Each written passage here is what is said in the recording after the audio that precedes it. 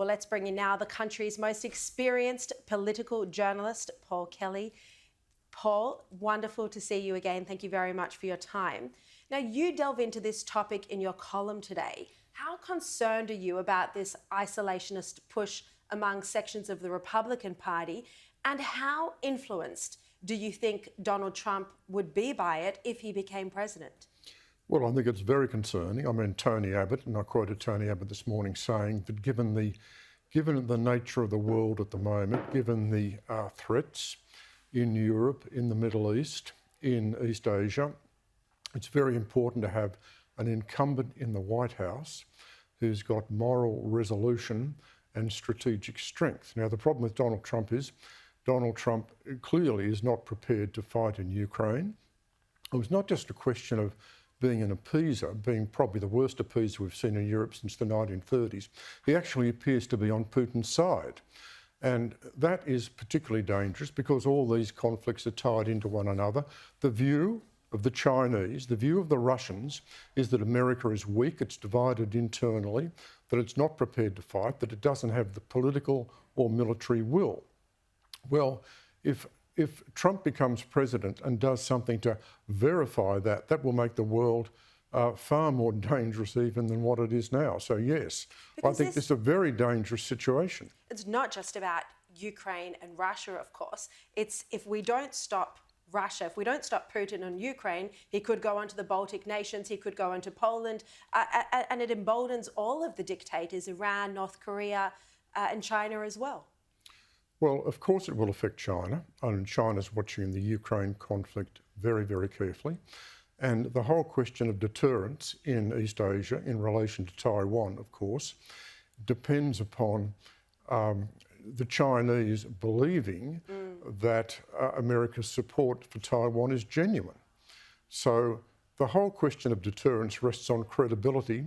If credibility is destroyed in Ukraine, well, of course, that's going to be relevant in terms of Taiwan and East Asia. Paul, I'd love to ask you about the fracturing we're seeing at the moment in the relationship between Joe Biden and Benjamin Netanyahu. There's been rare public criticism that's just becoming stronger and stronger. Israel needs the United States to be its ally, and if there is criticism, for it to be said in private, but that's not what we're seeing here. Oh no, I mean, this is now just an open rift. It's particularly dangerous, and I think it's very deep-seated. There are fundamental differences now between Biden and Netanyahu, and these are going to be particularly tricky to navigate. I think there are three main differences.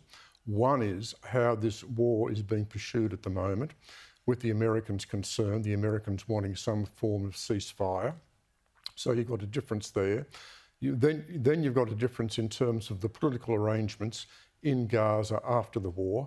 And then, of course, in terms of the long-term framework, there's a fundamental difference between Netanyahu, who is opposed to a two-state solution, and Biden, who is committed to it. So I think this fracturing is really important. Important to stress, however, that the United States continues to support Israel. The United States continues to provide military aid to Israel, but these differences are very substantial. There was news today that Benjamin Netanyahu was furious by this so-called intelligence report that suggested his leadership was over. Paul, you don't need an intelligence report to tell you that his leadership is over because he oversaw October 7. It happened on his watch. And, you know, I've never been a vocal critic of Netanyahu. I think it's up to Israelis to have their democratic elections. But this happened on his watch. And the reality is that it's not just him.